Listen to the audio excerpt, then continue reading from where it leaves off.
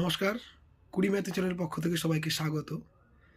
তো আজও আবার একটা নতুন ভিডিও নিয়ে হাজির হলাম।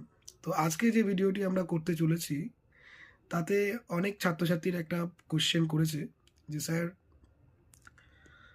নতুন আমরা যারা কম্পিটিটিভ এক্সামের জন্য পড়া শুরু করব, তাদের কিভাবে পড়াশোনা শুরু করলে সুবিধা হয় আর কি। দেখো, কম্পিটিটিভ যে এক্সামের যে পড়াশোনাটা, এটা ক্লাস ভিত্তিক পড়াশোনার মতন নয়, সম্পূর্ণটাই আলাদা। প্রথম কথা হচ্ছে এইটা। এই কম্পিটিটিভ এক্সামের দিকে তোমাকে প্রথমে আসতে হলে কয়েকটা জিনিস তোমাকে মাথায় রাখতে হবে। নম্বর ওয়ান, আগে যেখানে তুমি বিভিন্ন ক্লাসে পাশ করতে, ভালো রেজাল্ট করতে অবশ্যই, কিন্তু এখানে তোমার প্রথম অবস্থায়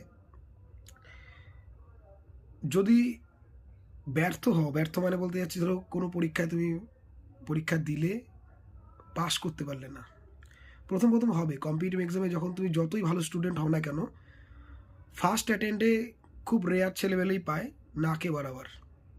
তো প্রথমে তোমাকে আগে মেনে নিতে হবে যে তুমি ফেল করতে পারো, এটাকে অ্যাকসেপ্ট করতে হবে যে আমি যতই ভালো স্টুডেন্ট হই না কেন, প্রথম ফার্স্ট বেঞ্চার হই না কেন, যাই হোক না কেন, কম্পিটিটিভ এক্সামে এসে তোমাকে দু চারটে পরীক্ষার যে তুমি ফেল করতে পারো, এটা তোমাকে অ্যাকসেপ্ট করতে হবে। এটা যে প্রথম মোটিভেশন। তারপরে আরও মোটিভেশন আছে, তো পরপর আসছি। তো যাই হোক, এবার আমি মেন ইয়েতে আসি। তো প্রথম কথা এইটাই।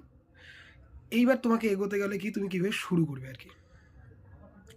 দেখো, শুরু করতে গেলে তোমাকে আগে কয়েকটা জিনিস ভালো করে জানতে হবে। কি জানতে হবে?